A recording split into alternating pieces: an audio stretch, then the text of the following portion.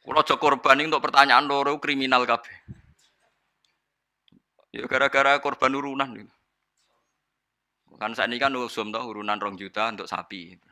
Berarti nak 2 juta ping 7 untuk di 14 juta.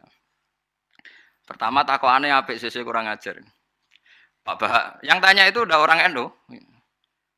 Pak Bah, katanya kalau sapi satu itu ditumpahi wong piro? Gitu.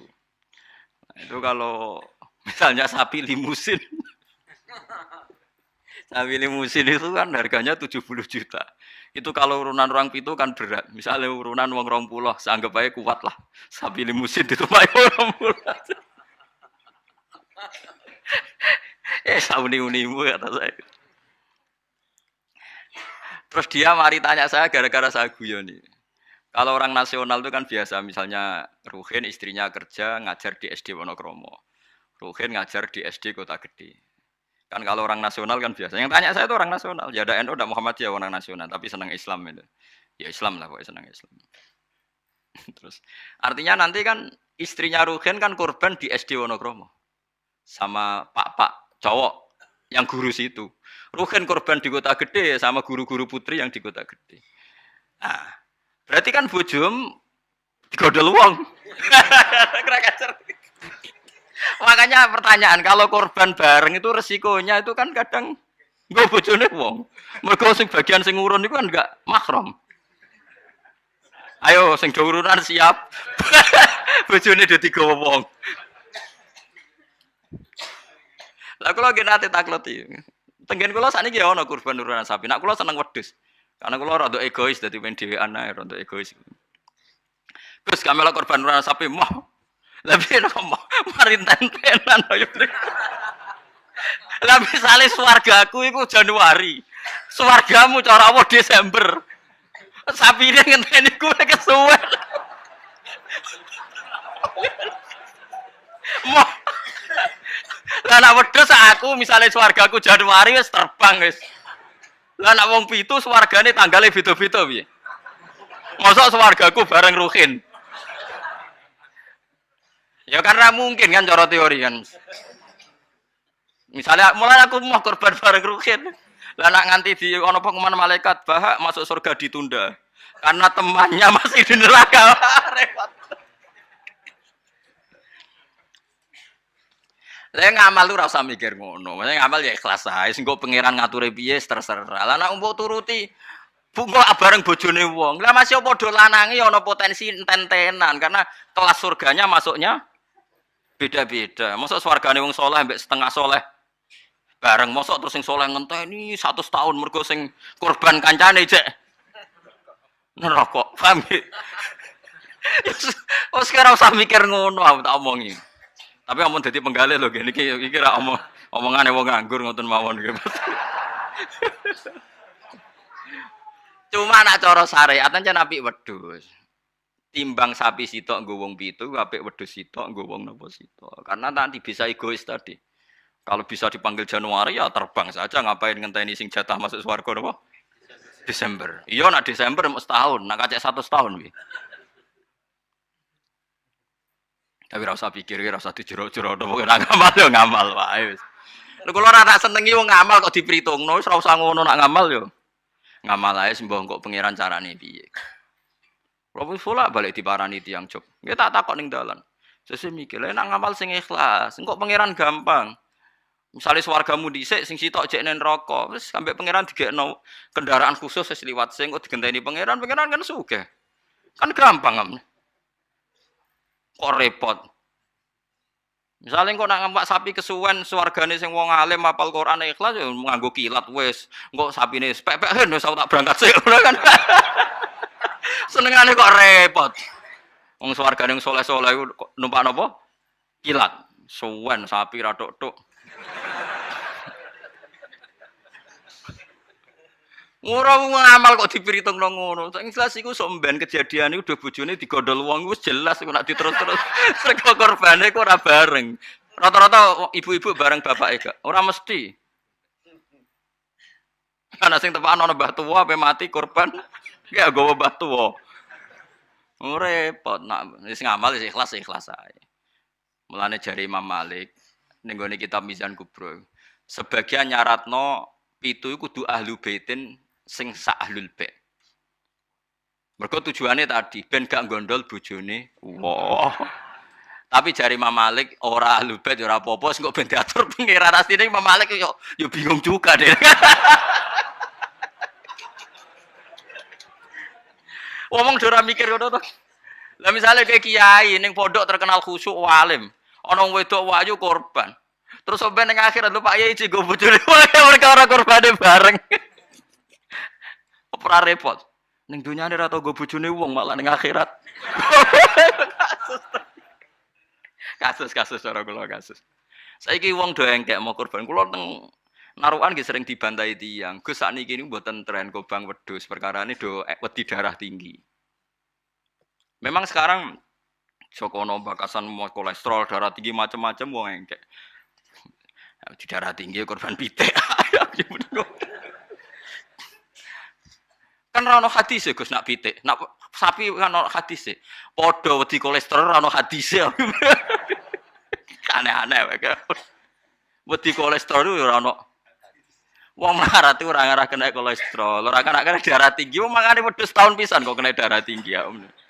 Gara-gara mritungno darah tinggi sing sugih lae jek kepengin to. Lah sing sugih iki duwe selera wis sering nyate. Sing sugih do legowo ora usah njaluk agak darah tinggi. Jan do setengah medhit to. Iso wong melarat darah tinggi wong mangane daging setahun pisan. Gara-gara darah tinggi kan sing sugih lah melok mangan. Jadi sing sugih ra gelem kabeh kan aman to. Ibnu Abbas serane korban malah mbek pitik. Ya pitik jago. Terus kok itu ya. Ibnu Abbas jenengan ngalimu korban mbek napa? Pitik. Aku ora korban. Pokoke nak tanggal 10 iku kesunatan ono sing disembelih. Lane kula tiru nih. Zaman kula dereng sugih niku. Ya saiki lah ya urung sugih. Tapi kula niku mulai wonten Idul Adha mesti nyembelih riyen wedhus wedok kuru pisan. Suwe rodok sugih wedhus wedok lemu. Saiki mulai wedhus lanang poel. Tapi riyen bertahun-tahun ngerti kok itu yang. Gus korban nak wedhus wedok, gak korban mayuran. Jare sapa korban? Korban syaratnya macam-macam lho kudu poel, terus jare untune macam-macam lah pokoke ngoten. Lah sanatun mbah ngono lah entek. Sebenarnya itu salah nggih. Ini saya fatwakan di sini. Sing jenenge udhiyah iku kudu wedhus gibas, umure setahun. Nak sapi 2 tahun. Ana sing darani utawa ditandai tanggal gigine itu benar itu udhiyah. Tapi sebetulnya kalau tanggal 10 itu kesunatan nyembelih apa saja asal halal, asal gak tikus. Sehingga Ibnu Abbas itu tiap tanggal 12 nyembelih pitik, nggih pitik tenan. Dik pitik. Supaya menghilangkan toma. Mergo iku yaumu aklin wa syurbin, hari makan-makan. Lah wong Jawa salah kaprah. Berhubung ra kelar wedhus gak nyembelih blas, akhirnya toma. Nek ra kebagian ngungkit panitia. Iku keliru. Utawa tuku daging, minimal keluarga itu ndak toma. Nggih, minimal keluarga itu ndak apa? Ndak toma. Iku duro, malane cara fikih iku mala yudraku kulluh la yudraku kulluh. To al-maisur la yaskutu bil ma'sur. Nek ra iso ideal aja blas. Blas iku larangane Islam. Dadi nek ra iso korban wedhus mergo melarat itu tuku daging 1 kilo. Nek ra iso yo pitik, nek ra iso lele, penting gak tikus. Wis pokoke ngono. Dadi mala yudraku kulluh la yudraku kullu. Nek ra iso ideal aja blas. Lha iku teng narukan kula warai tenan. Kula tunjukno ning masyarakat. Akhirnya mulai guru-guru do anut nyembelih cempe cilik-cilik angger bodo. Jare anut Gus Bas, penting ke jumuni korban, takoki wong yo muni mayoran. Ya sudah begitu. Dulu Ibnu Abbas begitu, ulama-ulama dulu gitu. Saiki ora. Ora iso korban wedhus, gak blas. Akhirnya toma. Dan toma nyalahno panitia napa masjid. Sentimen ora dikeki wis ndi. Itu salah nih. Ndak baik hidup gitu. Jadi kok ide eleng-eleng nggih, mala yudraku kullu iku la yudraku kullu. Isla al-maisur la yaskutu bil ma'sur. Kalau bisa sedikit ya sedikit itu lakukan, jangan sama sekali. Penyembelian itu harus pakai bismillah. Kalimat harus ini harus dengan arti taruhan sah tidak sah. Apa harus sebagai etika? Apa harus sebagai supaya kebiasaan baik ini bertahan? Saya ulang lagi ya. Misalnya Pak Arifin dawuh teng jenengan cung nyembelih pitik kudu maca bismillah. Kalau kamu memotong hewan harus baca bismillah. Kata harus itu apa artinya syarat sah? Sehingga kalau tidak baca tidak Apa keharusan dalam makna etikanya harus baca bismillah. Jadi urusannya hanya apa? Etika atau afdoliyah. Atau kita tidak ingin kultur baca bismillah itu hilang, sehingga barang tidak wajib pun kita wajibkan supaya kultur baca bismillah itu tidak hilang. Nah, Imam Syafi'i itu milih yang tidak wajib. Itu hanya urusan etika. Sehingga zabihatul muslim meskipun nggak baca bismillah, baik secara sengaja maupun lupa, tetap halal ya, tetap sah, tetap halal. Tapi beberapa ulama mengatakan baca bismillah itu wajib dan menjadi syarat sah. Ya kira-kira karena pamit tadi, yang beri nyawa itu Allah, kok apa yang menghilangkan nggak pamit, sudah menghilangkan nyawanya ayam dimakan lagi. Wah itu selingkuhannya kan masih marah itu. Selingkuhannya, pacarnya, anaknya, cucunya itu kan marah itu. Tapi kalau pamit yang punya kan tidak. Coba kalau ayam cantik yang pas kamu sembelih itu lanangannya kan mangkel itu. Kalau kebetulan sudah tua kan, sekarang parmu kan gitu. Misalnya Matan cerita, yang dikatakan menyembelih itu apa? Ya nyembelih itu ya nyembelih itu memotong hewan. Terus motongnya dari mana? Kalau kamu motong hewan dari mana coba? Dari belakang atau dari depan? Dari mana? Depan misalnya. Pertanyaannya, ketika dari depan itu paling penting terpotong al-hulkum wal mari misalnya. Yang satu majrur to'am, yang satu majrur ruh, yang gitu, majrur nafas. Tapi andekan dari belakang gimana? Tapi tetap terpotong. Mulai ribet kan? Kalau kubu sebelah kan enak, pokoknya nggak sunnah Rasul seperti itu, nggak mau debat. Tapi kita tidak, cara berpikir tidak gitu. Ini kan status hukumnya halal apa haram ketika ada orang motong hewan dari belakang. Nah, terus kita berdebat kan, mesti berdebat itu mau dibilang haram, nyatanya memenuhi syarat apa tadi pemotongan, hulkumnya kena, amarinya kena. Mau dibilang halal, jangan-jangan pitiknya sudah pingsan, sudah mati karena dogrok-ogrok dari belakang. Nah, itu terus ulama debat, kan mungkin juga, ya kan? Pitiknya sudah setengah kena corona, pingsan terus, ya kan? Sudah pingsan terus digorok. Nah seperti ini mau tidak mau kita harus detail. Detail artinya yang dikatakan menyembelih itu apa? Ya nanti tak bacakan tapi kita beri bajiria sekaligus ijazah untuk jenengan semua. Yang dikatakan menyembelih adalah mematikan hewan yang hidup dengan kaifiyah syariah. Saya ulang lagi, mematikan hewan yang hidup dengan kaifiyah syariah. Nah kalimat hidup ini mulai masalah. Hidup yang apa? Misalnya ada hewan, saya sering kalau ngaji cerita, ada ayam jago ketandang mobil, ketabrak mobil, kejet-kejet. Enggak kamu sembelih pun 1 menit lagi pasti meninggal. Ini kan hanya koordinasi prosedur saja. Karena prosedur ayam mati harus kejet-kejet, enggak boleh enggak langsung peletes mati, enggak boleh. Nah pertanyaannya ketika kejet-kejet ini kamu sembelih, itu halal apa enggak? Wong enggak andekan enggak disembelih juga sudah mati. Artinya enggak penyembelihan ini kan enggak memberi kontribusi pematian, tapi enggak ngefek gitu. Makanya terus ada perdebatan, ada hayatun mustaqirrah, ada hayatun ittiroriyah, ada harokatu masbuh. Itu kalau enggak sarah enggak bisa. Lalu pertanyaan nakalnya begini, saya itu betul pernah ngalami itu. Ayam jago itu kan mahal, apalagi kalau Bangkok kan. Saya pas jalan-jalan sama anak saya, sama jalan-jalan mau ke pasar itu di pertolongan duar mak. Gue sih halal tuh orang, karena tanya orang awam, halal kata saya. Gitu. Padahal andai kan dari sembelih ya pasti mati. Suatu saat ada yang mengkonfirmasi lagi. Saya bilang kalau kiai ya tidak pantas makan ayam gitu, tapi kalau kamu tidak kiai ya pantas saja. Daripada rata halal lo gerbeng eman kan ribet. Nah sebetulnya itu dalam mazhab Syafi'i itu tidak halal karena dia sudah tidak punya hayatun mustaqirrah. Karena tadi setengah menit lagi atau 1 menit lagi pasti mati. Kan dia belum mati karena koordinasi Israel saja, tetap yang ngambil itu. Tetap kan nggak segampang itu kan, tetap prosedur apa? Jalankan SOP. SOP-nya harus ada. Nggak boleh mati selonang-selonang itu, nggak boleh. Tetap ada SOP kata Wari kan ada SOP. Dia kalau sama saya bisa guyon kalau. Nah, tapi misalnya nanti pertanyaan, tapi dalam mazhab Maliki Itu diabaikan. Hayat mustaqirrah, hayat ittiroriyah, hayat itu diabaikan. Cara berpikir Imam Malik lebih matematis.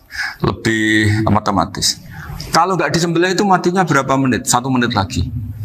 Gara-gara disembelih dia mati sekarang. Berarti eksekutornya ya peso itu.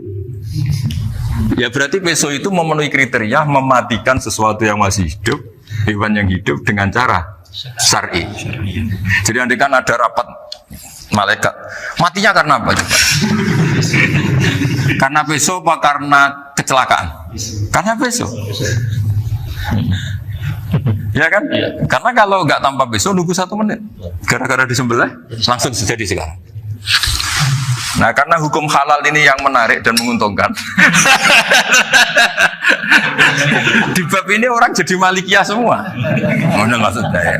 Jadi kita ini sebetulnya Syafi'i pecundang gitu. Syafi'i partai politik. Jadi kalau sedang tidak menguntungkan ya. Kata siapa kita Syafi'i banget? Tidak juga itu. Ya, jadi karena tadi ya kalau pada level pada level perdebatan ulama itu ada tadi ya, ada seperti itu, ada hayatun mustafirroh, ada hayatun itiroriyah, ada harokatul masbuh. Saya ulang lagi ya. Jadi yang mau saya baca tadi itu logika fikih ya. Fikih itu berpikir ya.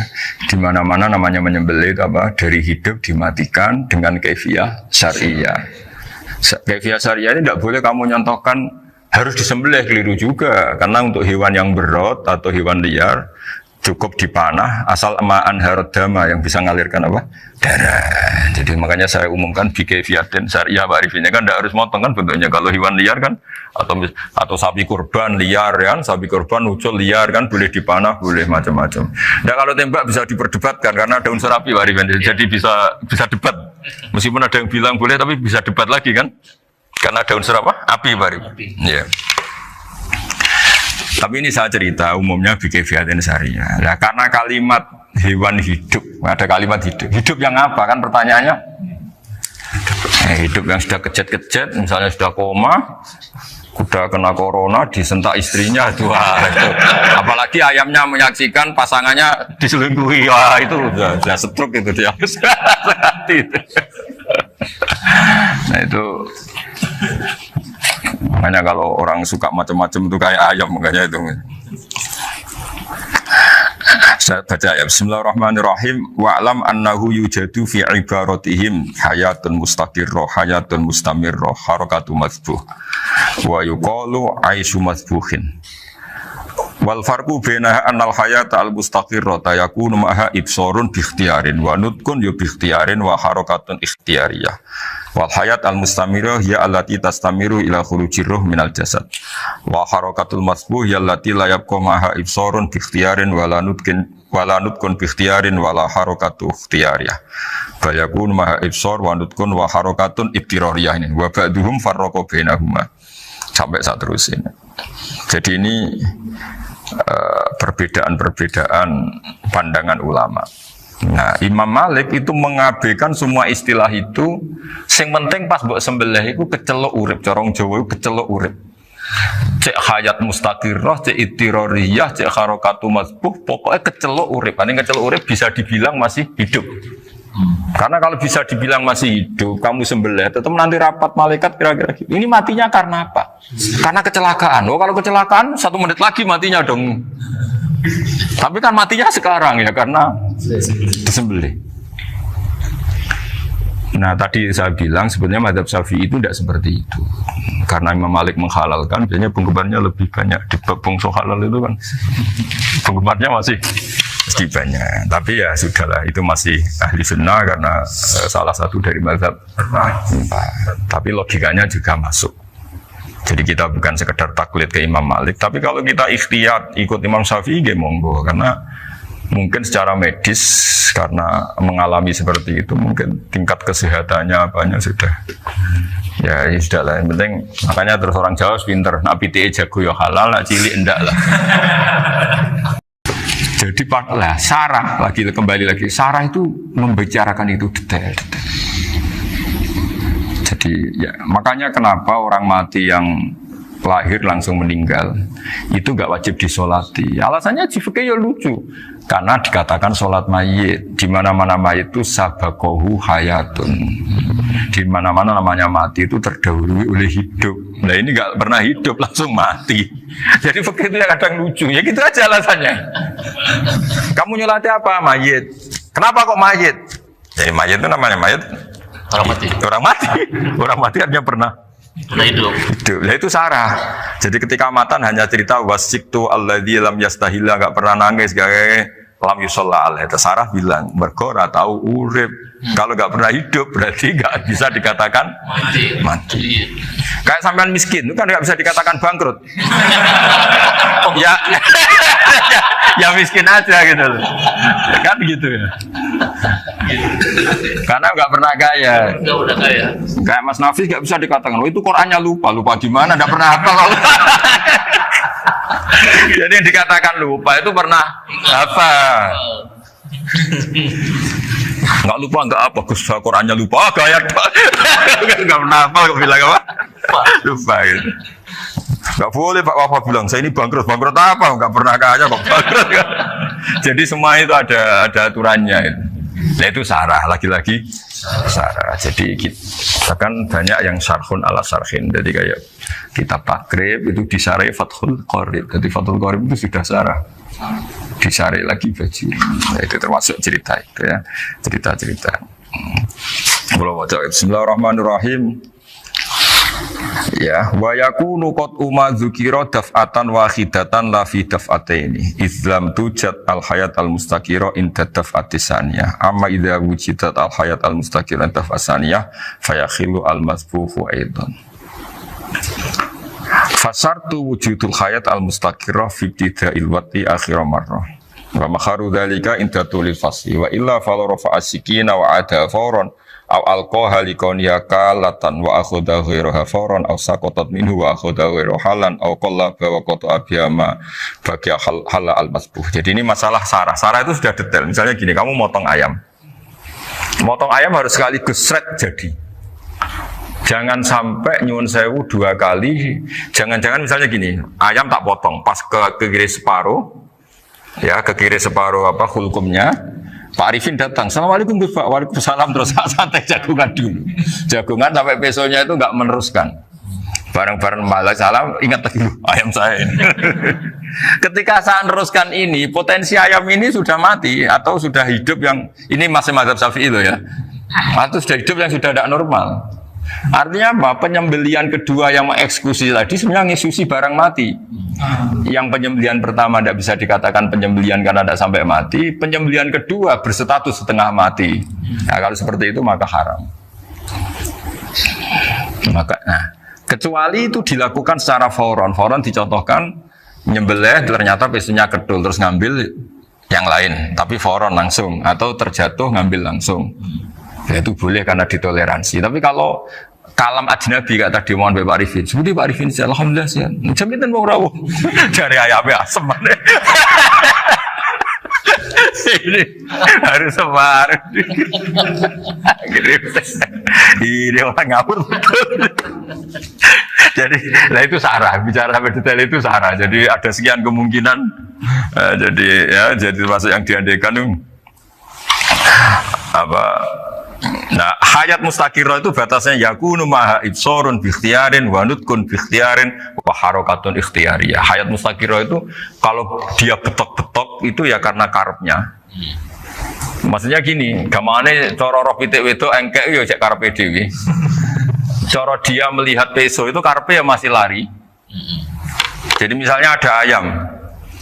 Ayam kita sembelih baru luka sedikit. Belum sampai andaikan dibiarin ya mungkin suatu saat sembuh, luka. Terus melihat kamu lari ketakutan karena kamu dianggap gladiator, killer lah. Nah itu berarti punya hayat mustaqirah. Tapi sudah kalau kamu sembelah karek ngeriwit, roh kue serawedi, ya kan? Mau demo ya sudah nggak berkutik, ya dia berarti tidak punya hayat mustaqirah gitu. Ya batasannya itu Joro. Nah. Dalam mazhab Syafi'i, syarat sahnya penyembelihan harus hewan itu punya hayat mustaqirah. Nah ini sarah ya, jadi sarah itu lebih jelimet. Nah makanya kenapa tidak boleh nyembelih pakai yang tumpul Mas Nafis? Takutnya ayamnya itu ngalami dohtoh, dohtoh kok ditekek. Misalnya sama nyembelih pakai peso tumpul, ini kini ketekek, kabeh takut. Kan dia misalnya ayamnya jantungan, roh peso wis setruk kan, udah gitu ketekek. Nah itu mati dulu pasti itu. Siksa. Jadi pas diongok-ongok dia sudah mati. Jadi nanti kalau di akhirat, sebetulnya saya sudah mati loh, ngawur. Wah apalagi nganggu keris nogo sosro, wah itu sudah gereng sakti kan diginikin tok sudah mati kan. Makanya bahaya nyembelih pakai keris-keris sakti karena sebelum terpotong sudah mati saking saksinya wah keris itu misalnya gitu. Baru nempel. Makanya nanti suatu saat ada pertanyaan ini, boleh enggak nyembelih ayam orang yang rainya itu sangat? Wah itu haram, kena. Oh itu mesti mati dulu.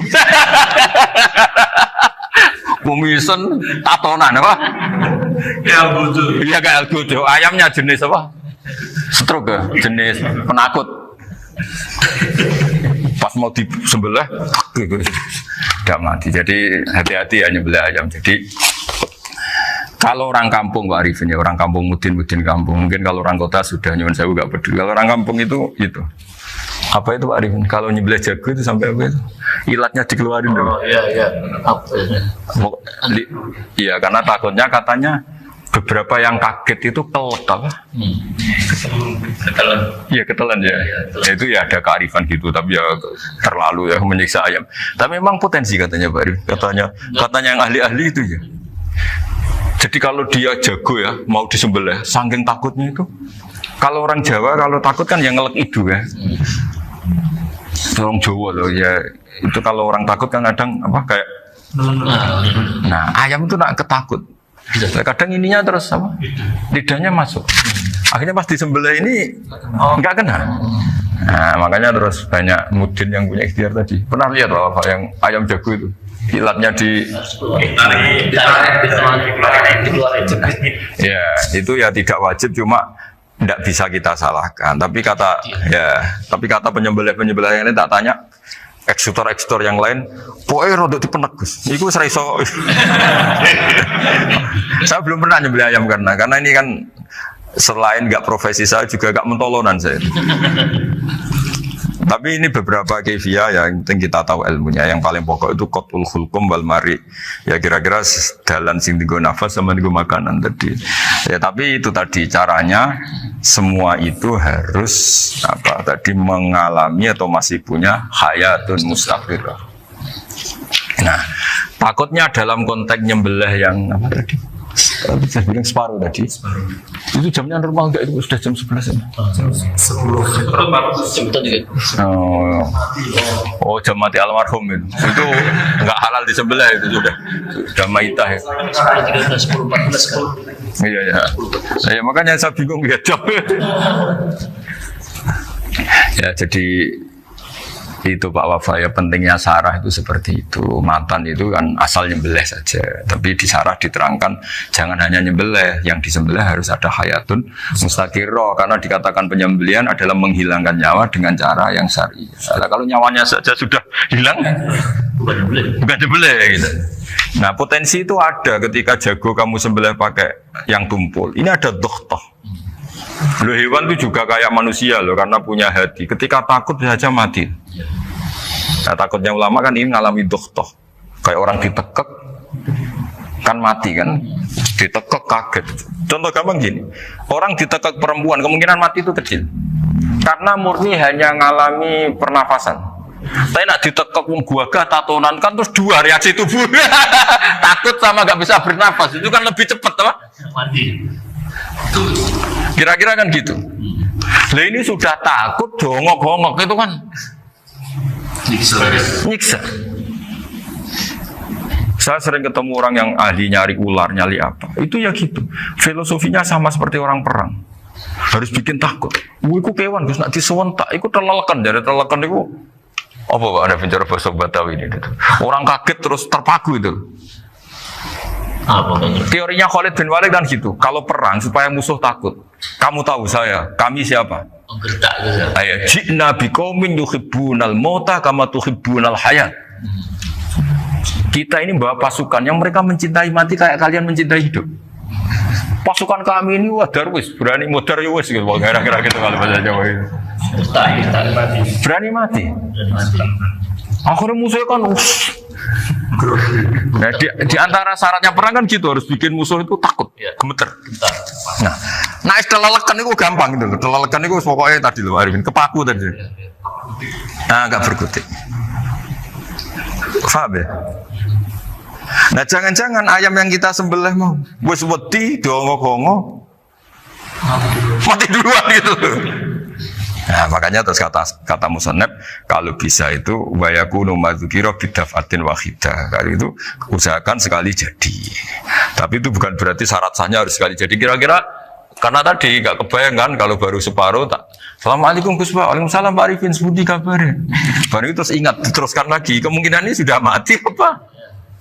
Nah makanya ya tapi lagi-lagi ini sarah ya tak baca Bismillahirrahmanirrahim wa yakunu qad umadzukira daf'atan wahidatan la fi daf'ataini fa innahu yahrumul masbuh hina itu. Kalau 2 kali, tapi 2 kali maksudnya yang 1 kali ini mengakibatkan kematian. Dikatakan penyembelian belum sempurna, dikatakan hidup toh nanti pasti mati, berarti tidak mengalami hayatun mustaqirah. Paham ya? Jadi ini semoga dapat barokah dari para ulama. Jadi saya mohon nanti Pak Wafa, Pak Muntaha, teman-teman jangan hanya baca matan ya, pada level alim itu harus baca syarah karena matan itu nyuwun sewu tidak cukup untuk menjawab sekian kemungkinan. Nah, syarah itu sono fardul masalah. Ya Pak Arifin ya mengandikan masalah meskipun belum terjadi ya pengandaian. Jika nanti kalau terjadi kalau militer itu apa? A, B ya? Alternatif gimana? Kalau strategi itu kalau ada sekian A, B, C. Kalau A gagal, B sudah siap mau militer. Jadi kalau masuk surga pintu 1 nggak bisa, itu kedua. Lewat teras justru. Ini sembrono.